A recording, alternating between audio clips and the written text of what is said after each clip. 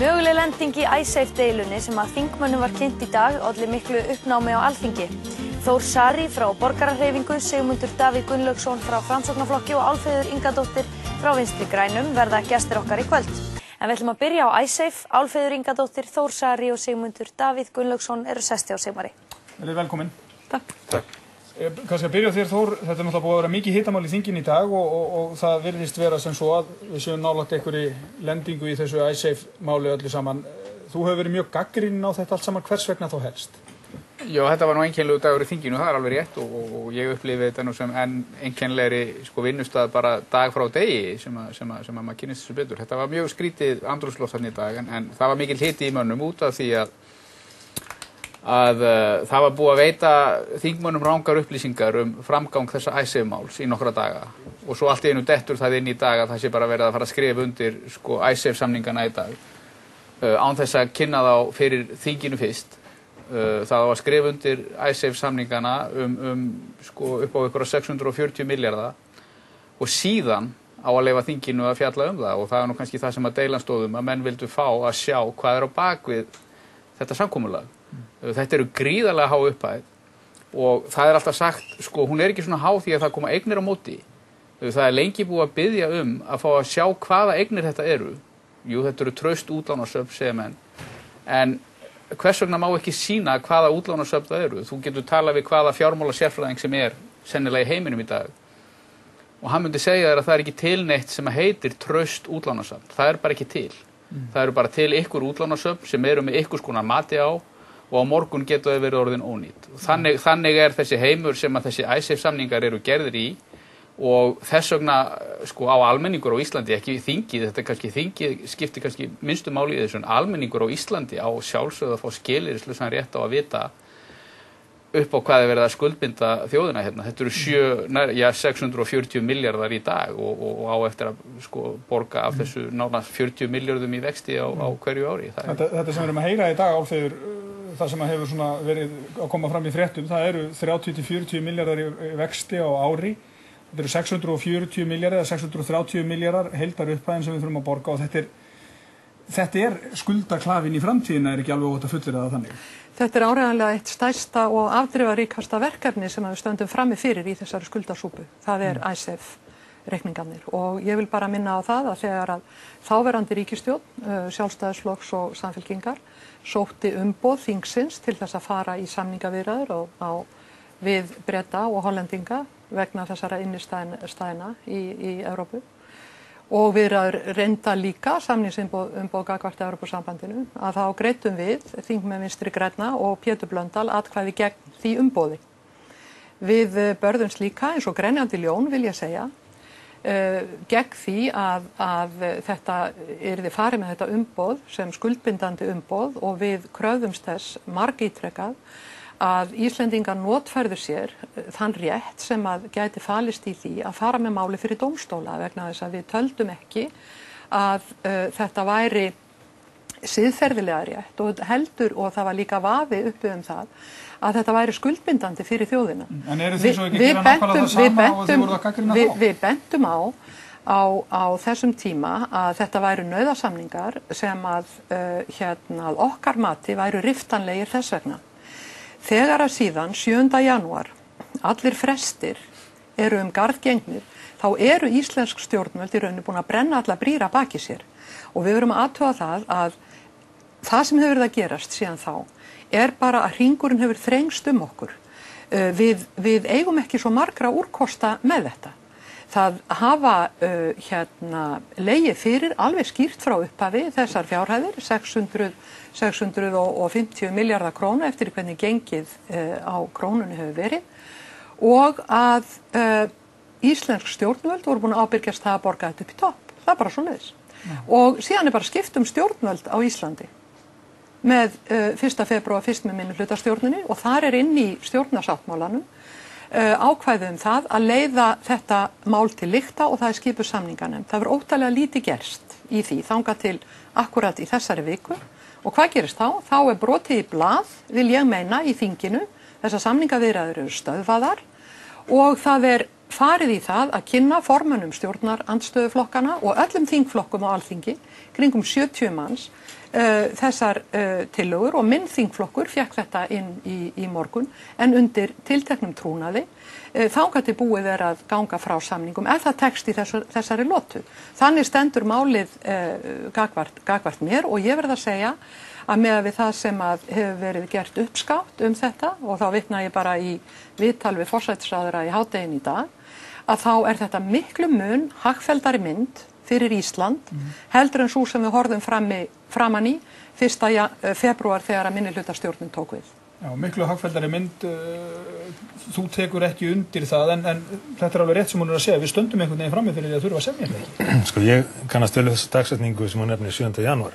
Já. Ég og félaga mínir í svo kvöldu myndifenshópi vorum í örvæntingu að reyna að vekja athygli á því sem var að gerast á þessum tíma. Heldum blaðamannafund til þess og höfðum samband við þingmenn. Fengum ágætis við bröðhelst frá framsóknarmönnum og Vinstri grænum. Ég er undrandi og gríðarlega svektur á viðbröðum Vinstri grænna núna. Ég skil ekki hvað hefur komið fyrir Vinstri hreyfinguna grænt framboð í þessu máli.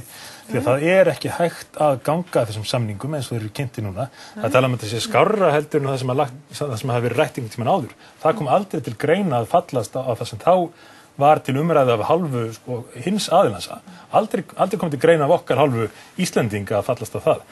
Þó að þetta sé ívið skárri niðurstaða heldur en sú, þá er þessi niðurstaða engu að síður þannig að það er ekki með nokkru móti hægt fyrir þjóðina að taka á sig þessar skuldbindingar. Hvað það sem svona slæmt? Það vaxtakjörin, heildar upphæðin hefur legið fyrir lengi? Hvað það sem svona vont? Já, í fyrsta lagi það er nú mjög óheppilegt að geta ekki tjáð sig opinskátt það sem kannski stærsta atriði þessu sem að rétta staða Íslendinga í málinu. Ég get ekki tjáð mig það vegna þess að ég er ennþá bundin trúnaðum þann þátt málsins. En það liggur fyrir að það verða greiddir vextir af heildinni frá upphafi. Svo vonast menn til þess að það komi einhvað tilbaka með sölu á eignum Landsbankans, eins og Þór benti á þá gríðarlega óvissa hvað fæst fyrir þær eignir banka almennt óseljanlega núna, en segjum sem svo að það gangi allt saman mjög vel og það fáist jafnvel 100% tilbaka, þannig að menn þarf að segja 100% af ISF skuldbindingunni og menn borgi þá alla ISF skuldbindingunni með því. Hvað er þá búið að gerast? Þá er búið að gera upp á milli erlendra kröfuhafa. Láta ISF kröfuhafana fá allar eignir Landsbankans, aðra erlenda kröfuhafa fá ekki neitt. Þessir kröfuhafar stóðu jafnfætis þangað til neyðarlögin voru sett á og þá er spurningin, munu neyðarlögin halda? Ég hef ekki heyrt einn einasta lögmann fullyrða að svo verði raunin. Þú veist að þeir voru búin að eyða öllum eignum Landsbankans, mörg 100 milljörðum vonandi í ISF, þá getur það gerst að eftirstandi ekki neitt fyrir aðra kröfuhafa og þeir að sjálfsögðu munu það gera kröfu að fá sömu meðferð og ISF. Hvað gerðist hjá ykkur? Þið breyttuð kúrs svolítið, segir Sigmundur Davíð. Já, hann getur sagt að við höfum ekki breytt neitt kúrs. Þetta er ekkert óska verkefni okkar að taka þetta verkefni í fangið. Það er alls ekki svo. Við höfum hins vegar tekist þá ábyrgð á hendur að vera í ríkisstjórn í þessu landi. Og þær skuldbindingar sem fyrri ríkisstjórn tókst á herðar, næsta ríkisstjórn, hverjir svo sem skipana, verður að gjöra svolítið undirgangast þær.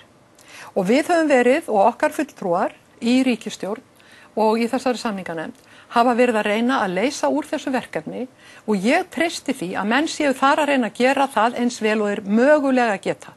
Og ég segi fyrir mig að fyrir mér er mjög mikið mál að ýta einhverju af þessum málum aðeins frá okkur. Við erum að tala um það núna að það brennur á okkur, við fáum ekki lækkaða hér stýrivexti í þessu landi sem er hreinasti skandall og verður bara að fara að gerast. Hvers vegna er það? Það er meðal annars vegna þess að það er óvissa þessi ISAVE-mál. Það er óvissa, segja menn. Eigum við nú ekki að fara að koma einhverju vissu í það og ef það er hægt að gera það með einhverjum þeim hætti sem var kynntur í dag, þá endurtek ég það sem ég segi. Það er óheppilegt að geta ekki sagt nákvæmlega hvað þar var kynnt, en það verður engin leynd á því þegar að búið er að ganga frá samningum og slíkir samningar verða auðvitað aldrei undirritaðir nema með fyrirvara samþykki stjórnvalda á Alþingis. Ég held að menn verða átt að segja á því. Já, við erum þá búin að eyða einum óvissuþætti, það hlýtur að vera punktur. Hvaða óvissuþætti? Já, þessu með og ISAVE. Óvissan fær nú tappi líka fyrir. Já, við höfum nú reyna að sleppa svolítið ódýrt frá þessu. Hún er að kenna fyrir ríkisstjórninu það að þau ætla að skrifa undir ISAVE samningana núna. Það er náttúrulega bara frekar slaft. Það sem er kannski ekki síður alvarlegt við þetta er þessi blekkingarleikur sem er í kringum þetta. Það verið að leggja þetta fram sem 640 milljarða króna skuldbindingu. Á sama tíma fyrir forsætisráðherra í fjölmiðla og segir þetta verður allt í lagi. Mat manna að við fáum 75 og upp í 95% upp í þessa skuldbindingu út af eignunum. Þannig verið að blekkja fólk, það verið að blekkja almenning. Það ekki vitað, það hefur aldrei verið lögð fram nein gögn það hvað kemur upp á móti eignum. Þú getur aldrei landað málinu með einhverju vissu þetta. Nei, já, það málið. En þá á ekki að vera að halda þessu fram og reyna að blekkja fólk. Sko. Það er verið að segja að þetta sé óvissu háð. Já, en það verið að segja það sama og verið að segja allt síðastliðið ár. Það allt á vestaveg, en það samt allt í lagi og sko ég kann ekki við svona stjórnsýslu eða svona stjórnarfar þar sem að forsætisráðherra kemur skipulega hvað þetta annað í fjölmiðla og að blekkja fólk með einhverja tölur sem að eiga sér enga stoð í raunveruleikunum. Því að hún veit það jafnvel og við öll að það ekkert sem að gefur henni vissu fyrir því að hún fái 75% og hvað þá heldur 95% upp í þetta móti. Það ekki neitt, það engin fótur fyrir því. Þetta bara eitthvað mat, einhvers fyrirtækis út í Bretlandi sem að enginn fær að vita hvert og það fær enginn að vita hverjar þessar eignir eru og hvers vegna þessi feluleikur með það. Ef að þessar eignir væru einhvers virði, þá myndu Bretarnir bara taka við þeim upp í skuldina. Það svo einfalt. En það ekki það sem þeir eru að gera. Þeir ekki að gera, nei, þá væru við ekki að skrifa undir 640 milljarða. Ég afskaplega undarlegu málflutningur. Þetta ekki undarlegu málflutningur. Þeir vilja ekki sjá þessar eignir, Bretarnir vilja ekki sjá þessar eignir. Og af hverju það? Ég meina, almenningur á að sjálfsögðu kröfu á að fá að vita það. Af hverju vilja Bretarnir ekki sjá þessar eignir? Hvað athugavert við þær? Eru þær ekki eins áhættan öll á Íslendingum? Já, ég meina áhættan öll á Íslendingum. Fyrir utan að það lagaleg óvissa það hvort við þurfum yfir höfuð að borga þetta. En áhættan hlýtur að vera á Íslendingum að því að þetta náttúrulega okkar verk og gjörðir sem þarna verða að semja Okkar? Þetta ekki þínar verk og gjörðir? Nei, Íslendinga. Ég meina við ekki Íslendingar að einhverju leyti skuldbundin til þess að ganga í þetta mál. Nú lendi ég aftur í vandræðum vegna þess að trúnaðar sem mjög óhöflegt að sitja undir en ég bara vísa á greinar sem að íslenski lagaprófessorar og raunar það sem að erlendir lögmenn hafa sagt réttarstöðu okkar Íslendinga í þessu máli. Það engin bundin trúnaði varðandi réttarstöðu. Af hverju segirðu það? Bundin trúnaði það hvernig hún hefur spilað inn í umræðunar. Nei, ég meina það var bara algjörlega upplýst á Alþingi í vetur hvernig það var. Ég meina þegar að þessi frestir liðu fyrst í desember og síðan 7. janúar til þess að fara með máli fyrir dómstóla til þess að mótmæla og láta reyna á þessa fristingu og eignana og hryðjuverkalögin sjáðu að þá náttúrulega töpuðum við af tilteknum strætisvagni. Það eitt, en hitt ekki hægt að loka augunum fyrir því. Það eitt, hitt hvort skuldbundin til þess að greiða þetta. Hvað svo sem að Þór Saari segi hér, fyrirverandi ríkisstjórn, hún skuldbatt sig í þeim efnum. Formaður þingflokks hélt áfram að andmæla því og segja að við værum ekki skuldbundin löngu eftir dagsetninguna 7. janúar, þangað til allt í hennu núna, hann kemur fram með þessum hætti og talar alveg þveröfugt við það sem hann er búin að gera vikum og mánuðum saman af einhverjum óskiljanlegum ástæðum. Nei, það ekkert óskiljanlegar ástæður. Þetta er aðgöngum við ríkisstjórnarinnar að Evrópusambandinu, það náttúrulega bara það sem ég vona að sért ekki að væna mig það Já, þú virðist taka þátt í því. Að vera að kaupa landið inn í Evrópusambandið, ekkert væri fjær mér. Hvað hefur þú fyrir þér í því? Þetta er vist svolítið í dag. Já, ég meina við höfum það bara beint frá samninganefndinni að það sé lagt fyrir þá að ná samningum því að annars verði ekki litið á það í eina mínútu að fara út í samninga við sem að borga alltaf 900 milljarða fyrir það að fara þarna inn. Já, og svo erum við að tala hér vaxtalækkunina líka og það náttúrulega alveg gefur augaleið að Alþjóðagjaldeyrissjóðurinn hún náttúrulega stjórnað að hluta til að Bretum og Hollendingum og stórþjóðum í Evrópu sem að segja að Íslendingar fá ekki aðstoð frá sjóðnum nema þeir gangi frá þessu ISAFE máli fyrst og þarna verið að láta almenning gjalda fyrir alls konar svona afglöp, Alþjóðagjaldeyrissjóðinn, Evrópusambandsaðildina.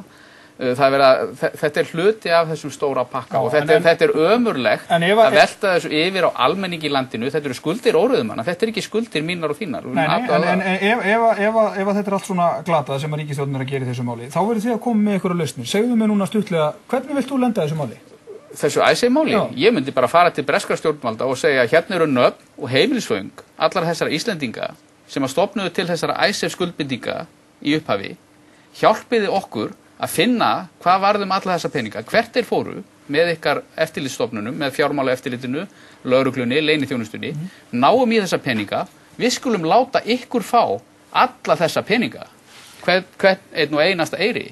En við borgum ekki ICE, við eigum ekki fyrir því, við getum ekki borgað það er málið. Aðalatriðið að nýta réttarstöð okkar í málinu sem hefur verið margítrukkuð að er mjög sterk og pólitísk stað okkar, vel að merkja, líka ágætt vegna þess að það kom nú bara fram af hálfu Evrópusambandsins að ef að við ætlum að setja málið fyrir dómstóla, þeir vildu ekki setja málið fyrir dómstóla og ef við ætlum að gera það, þá verður að setja allt innistæðutryggingakerfi Evrópusambandsins í uppnám.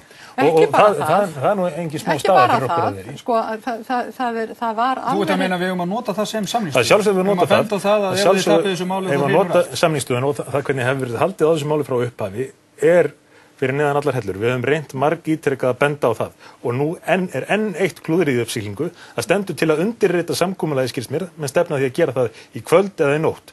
Og nú bara skora ég á stuðningsmenn Vinstri grænna að hafa samband við sitt fólk í þinginu og hvetja til þess að taka ekki þátt í að undirrita þetta samkomulag. Það má ekki gerast að þetta verði undirritað. Já, hvernig líst þér á þessar leiðir sem að þeir eru að benda á? Eins og ég sagði áðan að þá tel ég að við séum komin upp að ákveðnum vegg í þessu máli. Og það bara mín einlæg sannfæring. Þannig að það ekki hægt að fara þessar leiðir sem þeir eru að benda á? Ég held að við séum búin að missa þeim strætisvagni og það ekki eins og að við séum að fara leiðina sem var samþykkt og átti að fara hér fyrr í vetur og var margrædd í þinginu og þess vegna engin leynd yfir því að það ætti að taka, Íslendingar ætti að taka lán annars vegar hjá Bretum og hins vegar hjá Hollendingum og reiða fram fjármuni til þess að greiða þessar 600-700 milljarða króna beint sem að nota bene Hollendingar og Bretar eru búnir að leggja út fyrir ákveðnu leyti. Þetta var leiðin sem átti að fara og vaxtabyrðin af slíku hefði verið einhvers staðar kannski bara á bilinu 40-60 milljarðar á ári ofan á þessa 80 milljarðar sem við erum að borga núna á þessu ári, sjáðu þið. Það ekki rök í málinu að vísi að það getur verið ennþá verra. Ég bara að segja, þetta var staðan sem þessi minnihluta ríkisstjórn stóð frammi fyrir 1. febrúar síðastliðinn. Það var aldrei búið að samþykkja þetta sem þú ert að vísa. Þess vegna það var búið að samþykkja tiltekna leiki í því máli. Og það þér fullkunnugt Og þér fullkunnugt að formaður þín benti á að það væri ekki ástæða til þess að fylgja þeirri braut áfram. Já, ég ætla ekki hér að fara að brjóta trúnað. Það verða aðrir að eiga við sjálfa sig með það. En þegar að þessu máli lýkur, að þá mun ég leggja mig fram að hvert einasta atriði, hvert einasta bréfsnifsi sem að til varðandi þetta mál komi upp á borðið vegna þess að það er margt sem að þar þarf að athuga og sérstaklega aðkomu Evrópusambandsins að því síðastliðin vetur. Því það alveg rétt sem að hér hefur verið nefnt að Evrópusambandið að það var upplýst í þinginu að það beitti mjög miklum og óviðeigandi þrýstingi bæði á sínum vettvangi og á vettvangi Alþjóðagjaldeyrissjóðsins. Hótaði Samfylkingin í að slíta stjórnarsamstarfi í vikunni ef þið genguð ekki að þessu? Nei, alls ekki. Ég bara frábið mér þetta bara rugl. Hefur ykkur heimildi fyrir því? Bara rugl. Þetta búið að vera til umræði í þinginu í þessari viku og svo kemur þetta mál upp og það eðlilegt að maður velti því fyrir sér með við þennan algjöra umsnúning Það engin umsnúning og við erum búin að reyna að vinna þessu máli frá 1. febrúar. Steingrímur J. Sigfússon hélt því fram viku áður en hann varð ráðherra að þetta mál væri ekki tapað fyrir en það skref væri stigið sem þið ætlaði að stíga í kvöld. Hann hefur kannski fengið eitthvað í hendurnar eftir að hann varð ráðherra eða hvað? Hluti af þessu sem að fólk ræðir ekki er að skuldi ríkissjóðs eru ykkur staðar í kringum 1.600 milljarðar í dag miðað við einhverja vorskýrslu þjóðarbúskapinn. Þarna bætast við 640 milljarðar í viðbót. Þessi skuldastabbi, hann orðinn óviðráðanlegur og menn verða bara einfaldlega viðurkenna það og gera sér grein fyrir því. Annar hluti af þessu að þarna verið að borga vexti á ári, kannski 35 milljarða af þessu. Það verið að borga annað eins í vexti af láni Seðlabanka sem að tapaði 320 milljörðum af peningum landsmanna nánast á einu bretti og það er ekkert verið að gera til þess að athuga hverjir brugðust, hvernig þeir brugðust, hverjir tóku rangar ákvarðanir, hvers vegna þeir tóku þær. Nú ekki verið að fara yfir þetta. Það ekki verið að fara, en hvað að koma út úr því? Ég meina hverjir að rannsaka til dæmis hverjir tóku ákvarðanir í Seðlabanka? En mér langar að spyrja þig Álfheiður, af því að þetta athyglisvert sem hann að segja Þór með hans hugmynd það hvernig að gera þetta. Það að fara til Bretana og láta þá leita upp eignir. Nú virðist til dæmis Björgólfur Thor Björgólfsson eiga eignir úti ennþá. Hann átti Landsbankann og ber á einhverju leyti ábyrgð á þessum ICER-reikningum held ég sé óhætt að fullyrða. Eðlilegt að fara og leita til hans og biðja hann að koma hérna inn með sitt fjármagn? Sko það er náttúrulega sjálfsagt að krefjast þess að hann gera það, númer 1. En það sem að ég vildi segja er að ég sé enga ástæðu til þess að fara til Breta með þessa kröfu. Við eigum auðvitað að sækja þessa peninga sjálf. Við eigum að gera það og við eigum að gera þá kröfu að þessi rannsókn. Þú ert í ríkisstjórn, af hverju gerðu það ekki? Þú getur flissað, en það er þó það sem að við höfum verið að reyna að gera með því að efla embætti sérstaks saksóknara, meðal annars með því að fá að því erlenda sérfræðinga til þess að elta uppi allt það fé sem var sogið út úr íslensku hagkerfi og stólið frá þjóðinni, sjáðu við. Það er verkefni sem við stöndum frammi fyrir. Varðandi þessar